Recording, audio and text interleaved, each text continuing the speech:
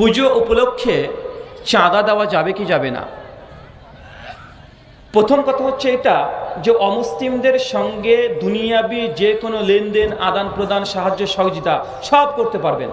একজন অমুসলিম এসেছে, ভাইজান আমার বোনের বিয়ে দিতে পারছি না, কিছু টাকা দেবেন।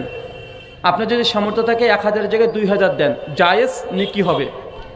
একজন অমুসলিম এসে বলছে, ভাইজান আমার মা হসপিটালে ভর্তি আছে, ও পজিটিভ রক্ত লাগবে, ব্লাড লাগবে।